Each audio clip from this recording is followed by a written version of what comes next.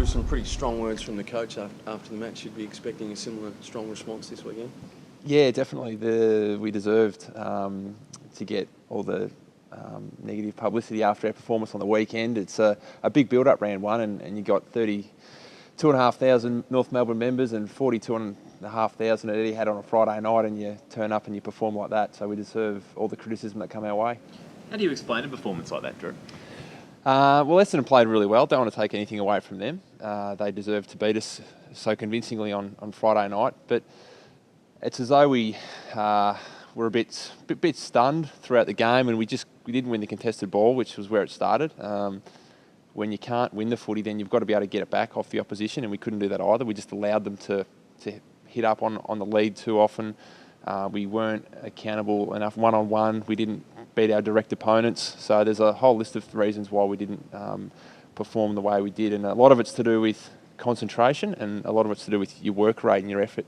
And that effort wasn't up to scratch Friday night. What about turnovers and your kicking? Is that an area you can improve?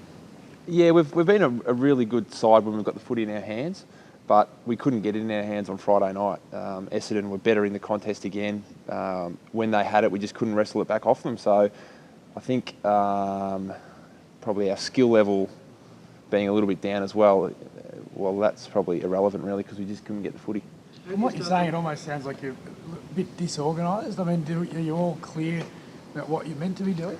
Yeah, we are. Absolutely, we're clear. The instructions were clear. We've planned for Essendon for, ever since the draw comes out, you basically look at the round one fixture. So we've had our guys down there watching Essendon train, and we've been ready. But I guess when a few things happen mid-game that rely on players adapting to, we just didn't have that leadership, and that starts with myself and the other leaders as well. Was it a good learning curve for you as skipper?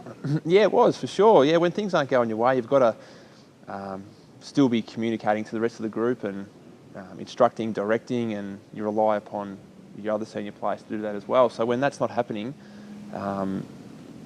things happen like they did on Friday night. It sounds a lot like what we heard last year a lot of the time, when you didn't perform well under pressure. I mean, have you improved in that area?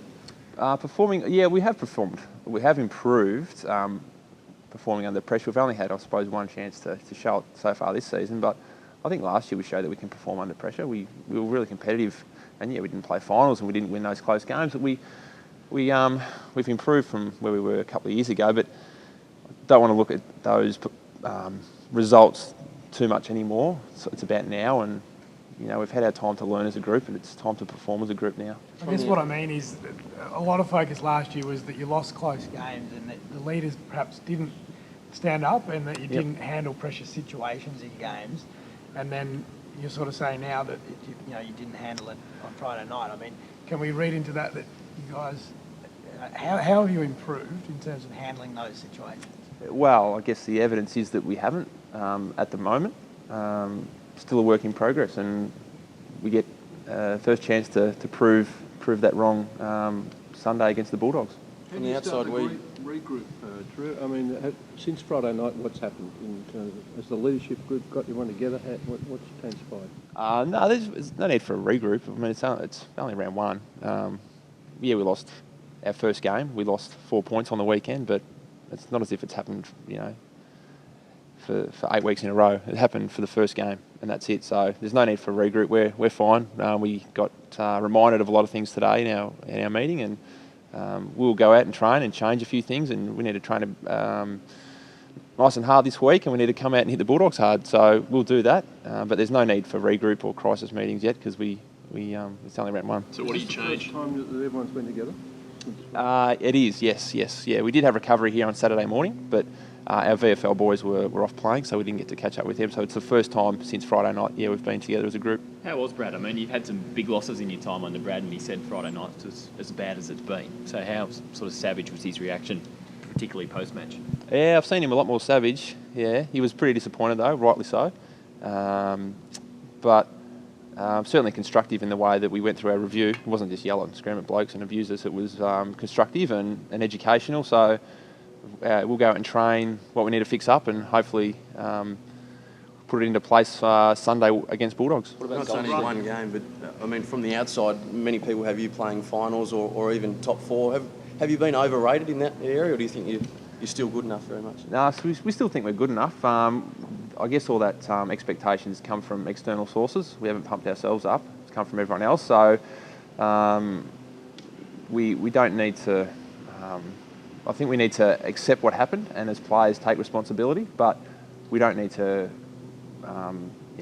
be walking around with our heads down for the next 5 days because, we've got round 2 and then round 3 and 4 and up to round 22 to prove that we're better than what happened in round 1. You need to learn to handle expectation, though, even though it's from the outside. There's probably been a while since there's been a lot of external expectation on this group. Yeah, we do. Expectation and pressure is a good thing because if you want to become a really good side and a consistent final side, then you're going to have the spotlight on you a lot of the time. And it's a great time for the team to try and learn how to deal with that. And at the moment, not having that expectation for a lot of years, maybe it's something different for the group, but I'm sure our guys can handle it. But given the response from both the coach and also the president over the weekend, those expectations are not just external, they're internal as well. I mean, you guys believe in yourself the same way a lot of media outlets on the outside do as well. Yeah, true. I think we've got a group that's capable of playing in September, that's for sure. I still believe that despite what happened on Friday night. We've been together for 5 years now and under Brad and learning his game style, and I believe it's time to be able to perform and to win enough games to play finals. So I think we can do that, but we need to be consistent on the field now. Todd Goldstein, how's he after Friday night? Yeah, he's good. No structural damage to Todd's shoulder, so he'll have to train this week to get up for the game, but at this point he should be fine. Was the ruck one area that you reviewed, Drew, and the way that Todd supported in the game? I think Todd, despite hurting his arm in the first quarter, I think we won more hit-outs across the game. So Todd rucked one out most of last year as well, and it was a formula that worked for us. So I see it as something that can work again for us. How about Andrew Swallow? What's he up to at the moment in his recovery?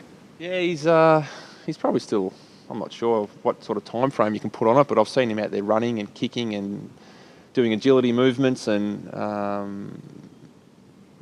been doing some contested footy work as well. So I think every week they kind of reassess whether it's sooner or later as to how he pulls up from each training session.